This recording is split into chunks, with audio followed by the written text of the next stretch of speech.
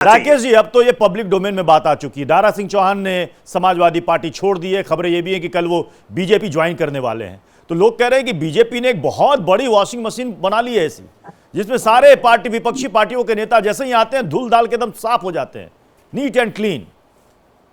नहीं नहीं नहीं, बिल्कुल नहीं हो जाते। मैं स्पष्ट तौर पर कह रहा हूं कि दारा सिंह चौहान पर फिलहाल तो इस समय कोई आरोप नहीं है। और अगर आरोप होता तो भी भारतीय जनता पार्टी का सदस्य बन जाने के बाद भी किसी प्रकार की आपराधिक घटना आपने की है, कोई भ्रष्टाचार के आरोप आप पर है, तो आपको कोई लॉ एनफोर्समेंट एजेंसी बचाने वाली नहीं है। अगर भारतीय जनता पार्टी के किसी नेता कार्यकर्ता ने भी अपराध किया है तो उसको जेल की सलाखों के पीछे जाना होगा। भारतीय जनता पार्टी कोई शेल्टर देने वाला ऑर्गेनाइजेशन नहीं है अपराधियों को, स्पष्ट तौर पर। जैसे हेमंत विश्व शर्मा, जैसे सुबोध अधिकारी, ये तो सब उदाहरण है आपके मित्र।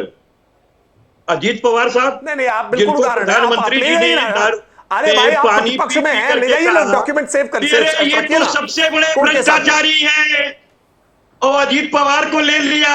अरे जनता को कब तक बेवकूफ समझाया क्या आपने? ओपी राजभर साहब, जिनके लिए आप कह रहे हैं कि अंगूर आपको समझ रहे हैं, उनको बकायदा सम्मान के साथ पत्र लिख करके हमने कहा था कि जहां सम्मान मिले वहां जाइए, और हमने तो कहा और उन्होंने उसको तलाक कहा। और दूसरी बात, बहन मायावती जी 2019 में हमारे साथ चुनाव लड़ी।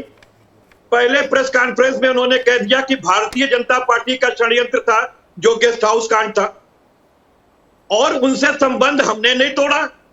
आज तक कोई प्रेस वार्ता दिला दो। गेस्ट हाउस कांड में ब्रह्मदत्त द्विवेदी जी ने जान बचाने का काम किया था। कैसे आप कपिल जी, क्या आपको इतिहास की जानकारी नहीं है? क्या तथ्यों की जानकारी नहीं है?